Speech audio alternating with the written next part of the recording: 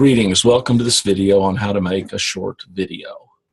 I'm going to begin by doing something we can easily do in Zoom, which is sharing a screen with you that shows you the first thing I want us to talk about. And that's a script.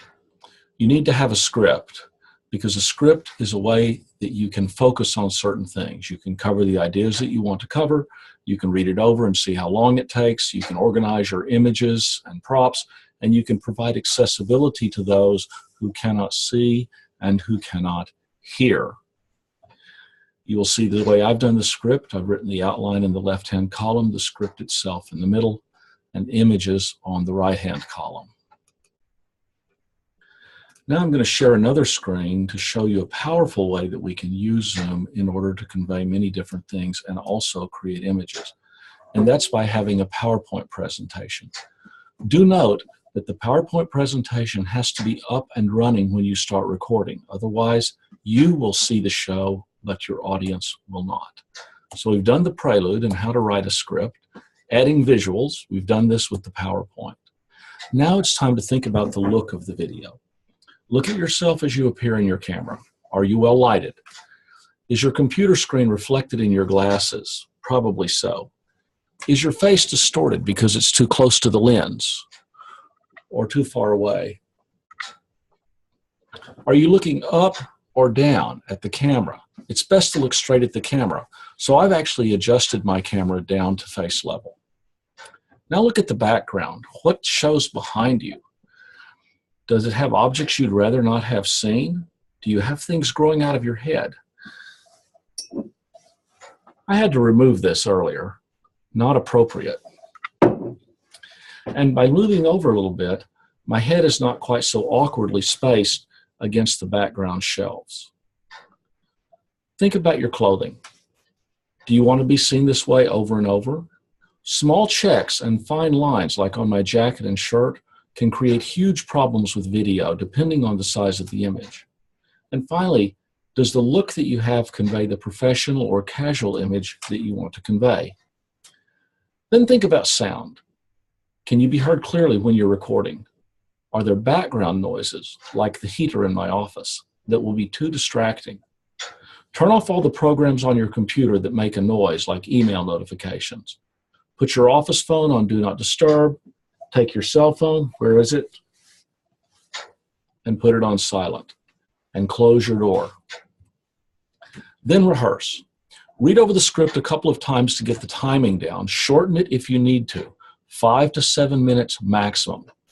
You don't need to memorize it. But as with any public speaking, it's better if you can look straight into other people's eyes. And in this case, their eyes are your camera. As you rehearse, line up on your computer any screens that you need to share. And remember, at the beginning of the video, I had 2 already. Also, line up any other props or images you need to use. Then shoot.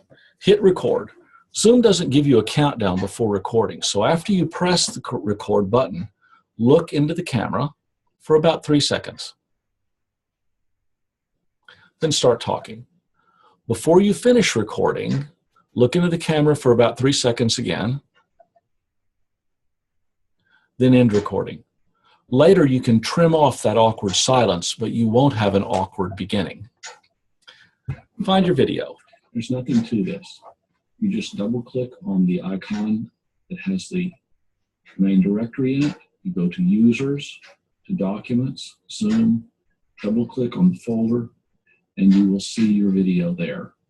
You can then double-click on it and edit it in QuickTime.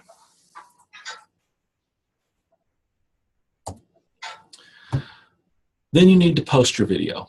If you go into Canvas, from almost any screen that you can enter text, you can also post your video. So you can post your video and your script, and that way students will have access to both, and you will have covered our disability requirements. You can even put subtitles on a video using both Canvas and YouTube. Or, if you prefer, you can upload all your videos into Canvas and make use of them from there. Finally, you can post your videos to a personal YouTube channel if you want to make them available to the public. Try some new things. iMovie is an easy way to combine multiple videos, although we've done some of that using the PowerPoint presentation. Camtasia also allows you to experiment with multiple video and audio streams. And there's some cute stuff I'm going to show you later in the workshop that you can do using Zoom to have yourself from 2 different camera angles or to record both yourself and your class.